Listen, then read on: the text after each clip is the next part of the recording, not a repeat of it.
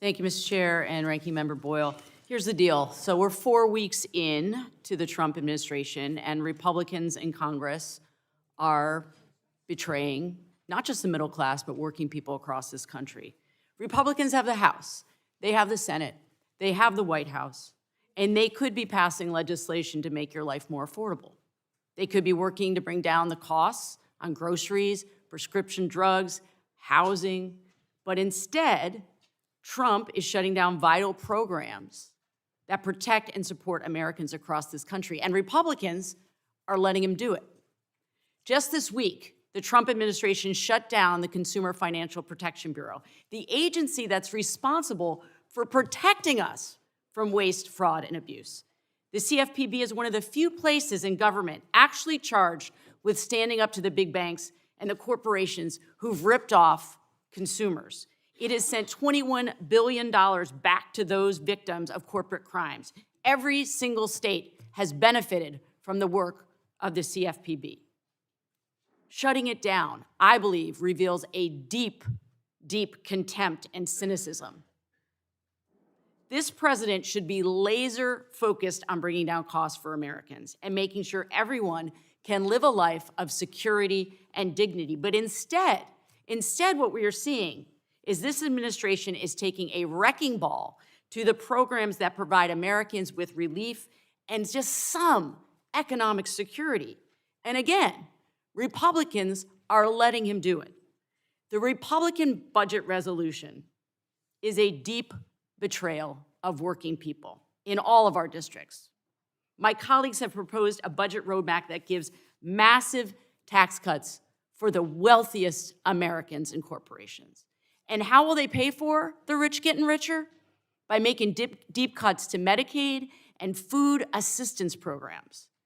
They are kicking the poor and the middle class to give the ultra-wealthy another unneeded break. So who are those people that are going to be affected? Here are the people I'm thinking about. I'm thinking about a woman in South Royalton, Vermont, who called my office.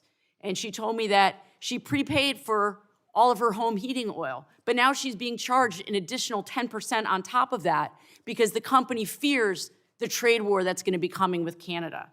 I'm thinking about the families on Head Start that are calling my office saying they don't know if they're going to have an education program for their kids because Trump froze the federal funding.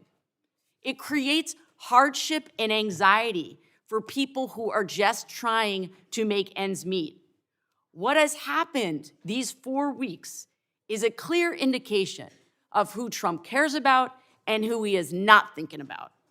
But I'm thinking about all the small businesses that have called my office to say that they would be absolutely crushed by a trade war with Canada. They need predictability. They need stability. Everyone who runs a small business knows that because it's such a tight margin. Trump's recklessness and the Republicans' silence about it is a kick in the teeth to working people and small business owners in all of our districts. And look, it's clear from the chaos and the confusion that Republicans are really trying to bury the details. We know what they're trying to do here. They have to cut trillions of dollars of programs in their scheme that people rely on to get the rich their tax cuts that they're demanding. The wealthy in this country are doing just fine. They don't need any more advantages. They don't need a hand up.